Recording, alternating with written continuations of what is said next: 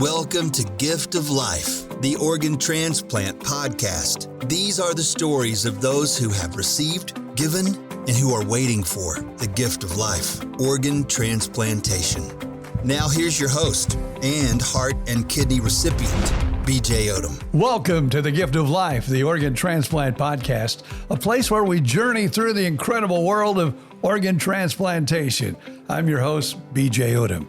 Each week we uncover inspiring stories and meet extraordinary individuals who are connected to the world of transplants.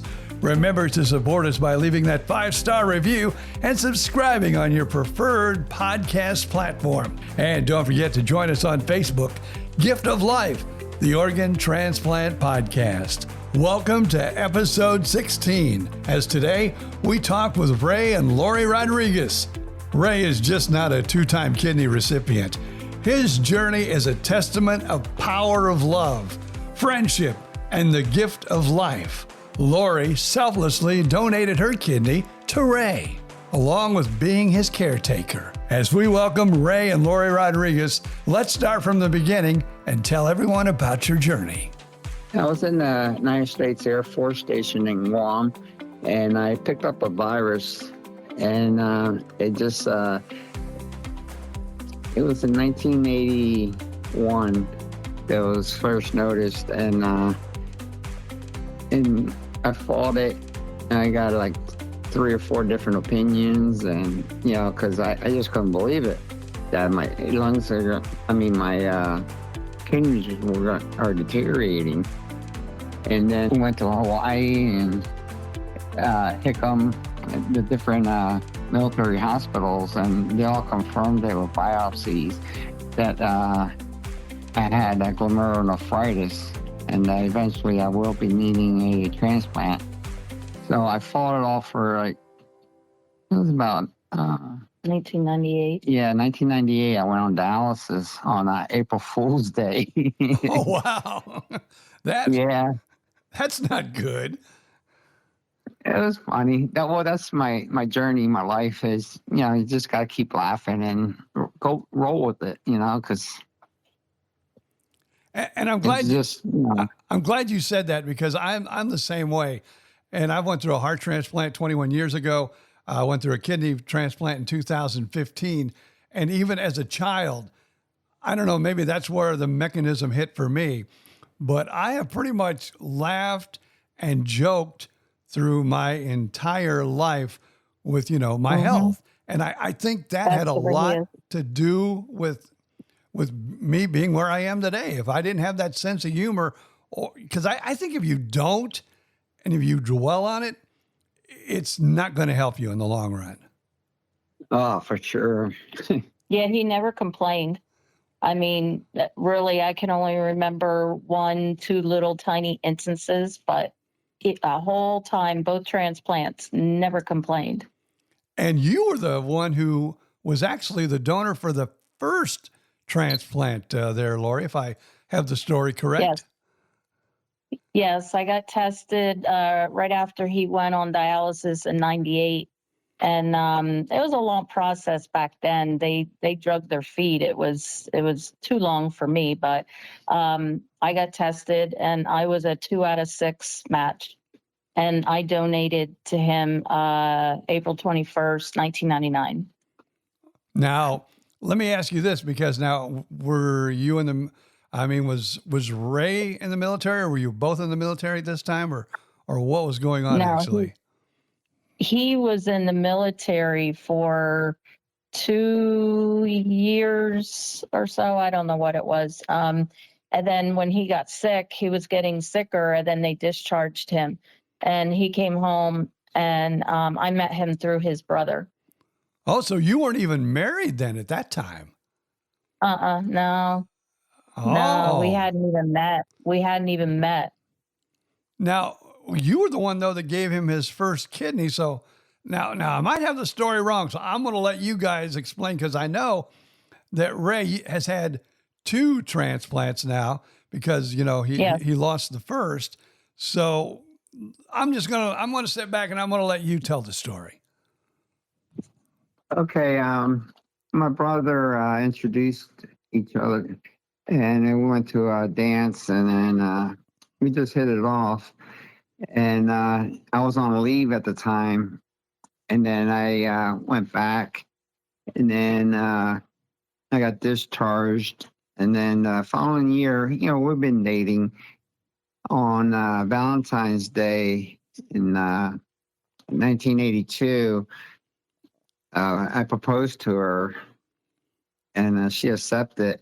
Then we got married August 20th of 1983. So we're fast approaching our 41st year anniversary.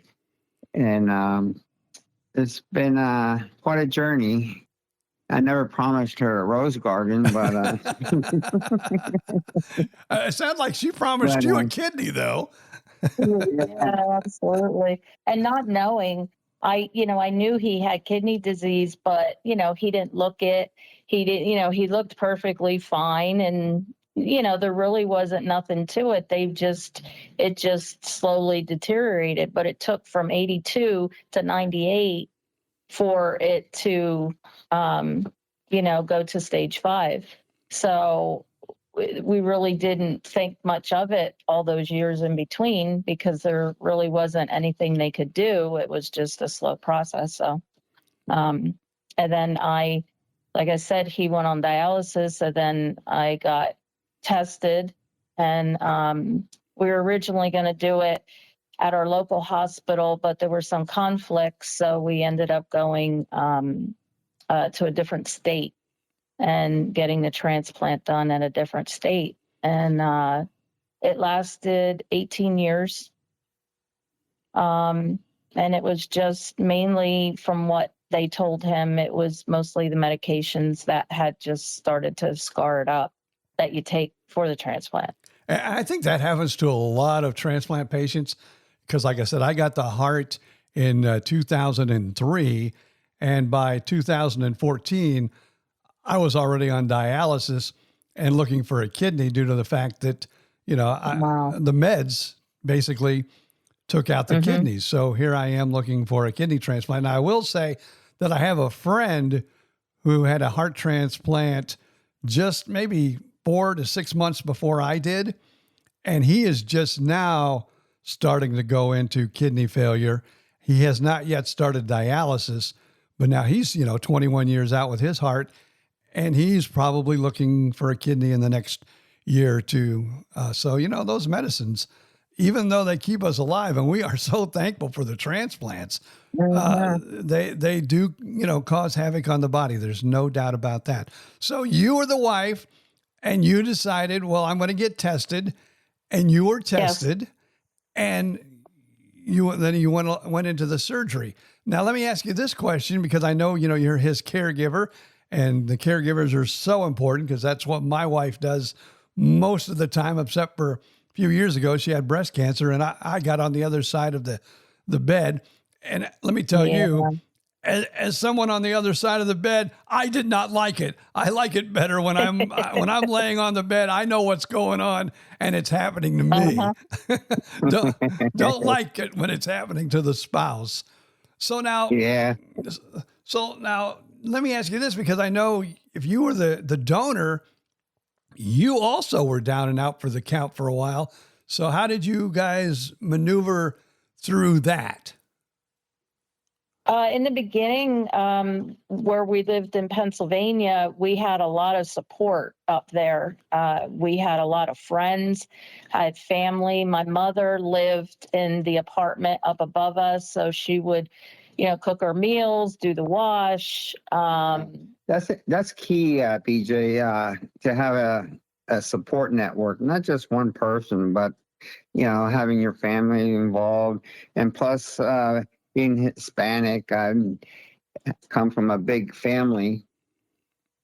Now, and everybody pitched in. Yeah, there was a lot of family up there, so it was easier on us, that both of us were down and out, down for the count. It was a lot easier the first time around. Mm. Now, I one time worked for I was in radio most of my life, and I was an operations manager of a country radio station. and a Spanish radio station. And so I got to know, a lot of the people over on the Spanish side. We became very good friends, and we're still friends today. And it's amazing, even as friends, and when you're down, I don't care, but the Spanish Mexican culture, it surrounds you, and it treats you as one of their own. And that, to me, that was an amazing Absolutely. experience. Oh yeah. Absolutely. They will do anything for you, and they will just, disregard themselves to do whatever they need to do for you. Yeah, that's why we volunteered with Lifelink to help educate the public on organ donations, both living donors and once you pass, 'cause you just never know when it's your time. And August is National Multicultural Donor Awareness Month, and I'm just trying to get third group that's in most need of kidneys and organs for some reason. But anyway, and they're the most reluctant to Sign up sign up. to be donors. So So we're trying to get out there to, educate them to, that to debunk the myths, yeah, so to speak. yeah, minorities have a higher experience of diabetes and high blood pressure and all that, which can contribute. Why maybe is it the Hispanic community? Because like I said, again, I know Spanish people. I've been around them, and I've even noticed in restaurants sometimes they are treated different. There's just it's fact, and I will say that. Do is that what it is? Sometimes in the doctor's office, they don't feel heard, or they don't feel important, or why do you think the Hispanic community does kind of shy away from organ donation? Well, I can't speak for everybody else, but I'll speak for my experience. One is not knowing, and the fear of they're going to take your life to get an organ, but it's so highly regulated. I try to explain it to them that here in America, they just don't, let you die. They do everything they can to keep you going. And I think it's their culture and what they were brought up with, that when they come to the United States, they don't understand our policies and how we process things over here. And it's more a cultural thing, like within their family, that in their mind, and they can't get past that. So that's why the education is important for us to get out there to help them understand that this is how it is in the United States. It's, not what you think with your culture, whatever they were brought up with. yeah, and we're the ones that are in most need of organs is the Hispanic and Black community. And African American, yeah. And that's the flip side of it, yeah. And the highest percentage is women donors. Can you believe that? What they donate the most is women? Yeah. Women, yeah. Women are the high percentage that are living donors. Well, and probably, and this is just my thought, but like I said, I've pretty much kind of been sickly I've been married now for almost 40 years, and probably I haven't been in the hospital half of it, but I mean, my health has, been at risk probably our entire life together. And she has been carrying and nurturing, and she's carrying and nurturing, to our children. I think it's kind of in the woman's DNA, unfortunately, because like I said, when I had to do it for, the year that I was the caretaker, and I had to she had these, drainage hoses that I'd have to empty. And I'm going, I don't like this. But I mean, I was there 100% of the time, but I think it is that women are just more nurturing by nature. Mm-hmm. Yeah. Because I do it, and everything he's been through. I mean, it's too much. It's a thick encyclopedia, but I just did it, because you just do it. and you don't think twice about it. And it's just, yeah, it's a natural thing. So now let's move on to the second kidney. Now, you said you had your kidney for 18 years from Lori, right? Yeah. Okay. Hmm. And then it was you failing, and the whole process had to Yes. start over again. Yes. But fortunately, social media really took off, and we learned how to advocate for ourselves at that time. And let me tell you, well, you have to, because we wrote on the back of our car. We drive through town, and Mike from the morning show on 105, he saw it and he called me, and he did an interview on live twice.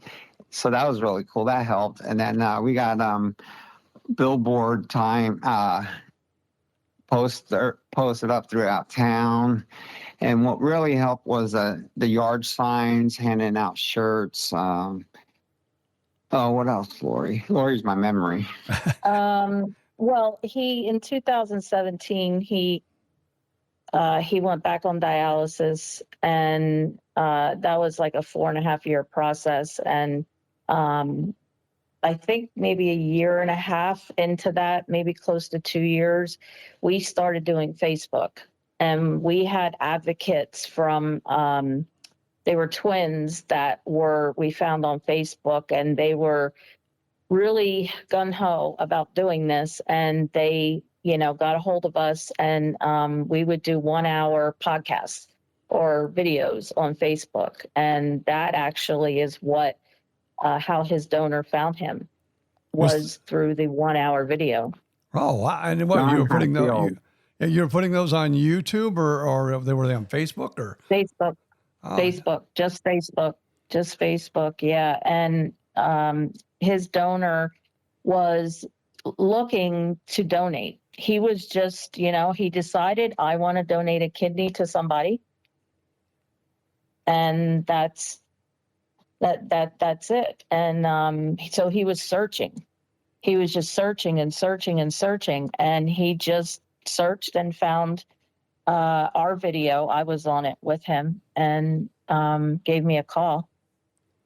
Oh, and his sister, she donated altruistically. Yeah, and his sister did it too. So they just come from a family that wanted to help people. It's a giving family. It's the good old American, Americans just like to help people.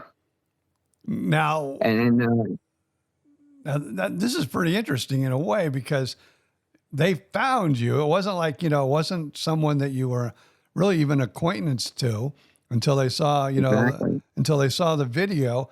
And then the sister also came forward to donate also. So did they, well, let me hear from you, because this sounds like this story is getting quite interesting, I must say. Well, his sister, to me, edit that. His sister, actually, she donated to somebody, a stranger in another state. We found that out after we met John, Ray's donor. So he called me up because I had my number on the scroll on the bottom of the video, and we talked for an hour and a half. And he's like, look, I've already been in the process of donating my kidney to somebody, and I've had like half of my testing done. I'm almost done. And he goes, I'd like to get tested for Ray. And he was like so proactive about it. And like, we didn't even have to do or say anything. And he would just call us up like every other day and say, I got this test done. I got this. Where are we going? Let's go. These are the stories that truly amaze me, that people and just kind of come out of the, out of somewhere, that you don't. I mean, I've heard friends, I've heard family, like, you gave Lori, you gave Ray his first kidney, and then he needed the second kidney, and complete stranger. And man, when I think about those people, it just all of a sudden, it comes to their heart like, wow. I need to reach out. I need to donate a kidney. Like you said, he was already doing the workup. Yeah. These people are truly amazing and heroes of the world. Amen. Absolutely, absolutely. And then, his sister did the same thing and donated to a stranger, I think, Cincinnati. in Ohio or something, and she lived in South Carolina. So he was already locally going to do the transplant, in Florida. And he's like, well, I'm in South Carolina. And he told us about this hospital in Atlanta, Georgia, that we never heard of. And he's like, what do you think about going up there? So we had to think about it. And so we went up there to Atlanta, and he already had all his testing done. Ray did. And they went over everything, and they called John, and he picked a date. And in a month and a half, the surgery was done on November 12th of 2021 up in Atlanta, Georgia. And let me get to a funny. 1 month after that, to the date, the doctors didn't release me to go back to Florida because we're at Emory University Hospital. And they told me to walk and, do my exercises outside. So here I am walking on a trail, and I stepped aside, and I fell and broke my femur bone to the exact date. on December 12th, and his transplant was November 12th. So like Lori didn't have enough stress. Now I had to put her through this stress. He had to go into emergency surgery and get a rod put into his femur, into his leg. You worked this for, I'll tell you what, between Lori and my wife, we work you ladies to the bone. That's for sure. Serious. You got that right. we do not give you any rest. Okay. Hopefully you don't go through anything. But like I said, my wife went through the breast cancer, and now she's pretty much back as my caretaker again. She's back to work, and thank God she. Oh, good. I'm glad to hear that. Yeah, she got through that. BJ, do you try to give her a vacation to go away sometimes because they deserve it? Oh yeah. I actually, she takes even. She used to work in the school system, and she's got some great friends there that worked at her school down in Fort Myers, Three Oaks Middle School. And there's a group of those ladies that go out probably 2-3 times a year. They'll meet somewhere in a hotel, and I'm not even asking questions. I don't know what they do and where they go. I don't ask a whole lot of questions, but I know she goes out and enjoys time with them, and it's well deserved. Now, do you give Lori some vacation time?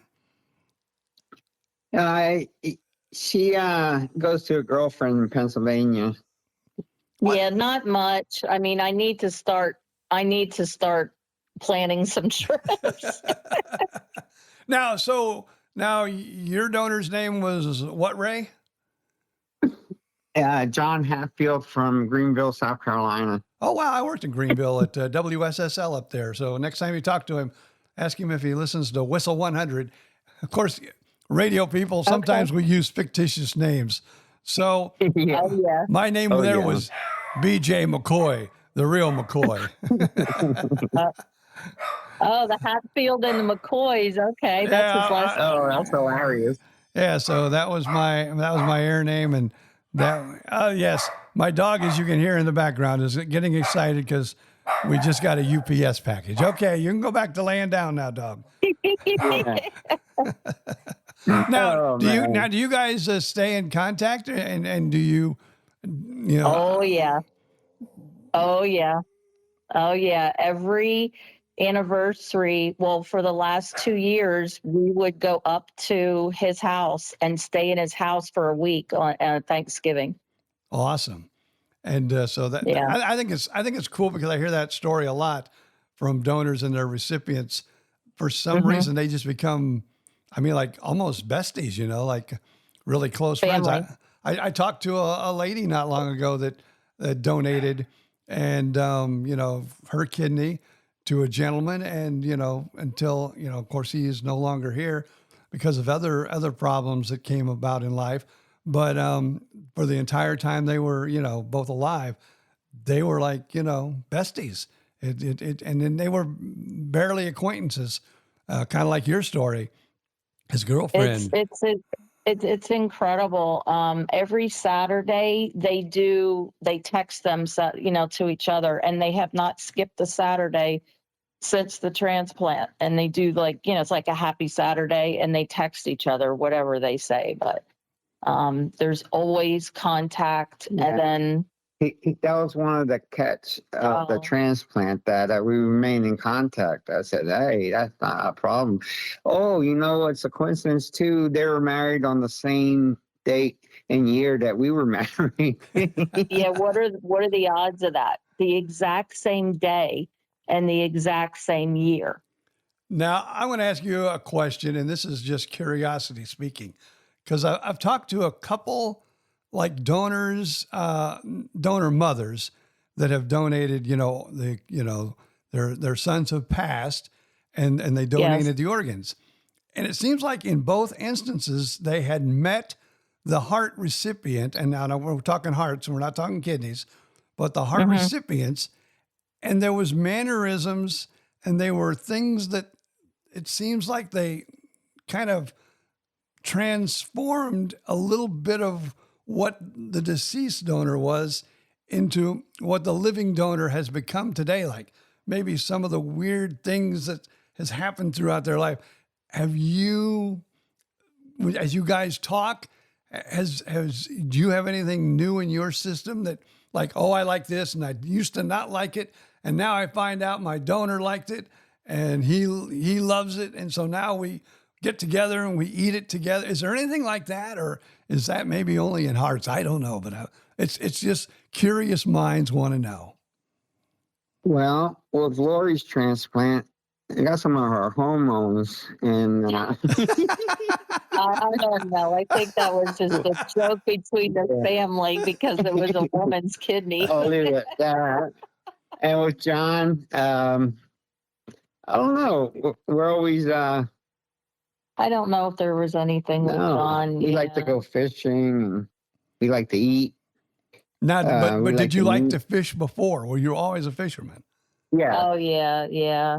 See, I don't think there was anything. Yeah, I was never a football fan until after I had my transplant.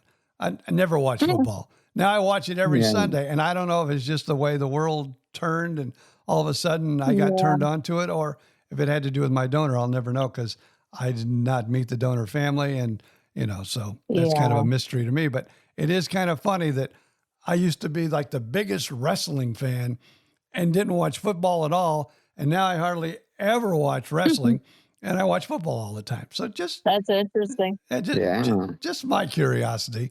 Well, I really appreciate you both sitting down with us, Ray and Lori Rodriguez. It's an amazing story, and we appreciate you sharing. As I always do before, I end an interview, is there anything that you would like to share or talk about or say in our closing remarks, because I want to give you that opportunity now?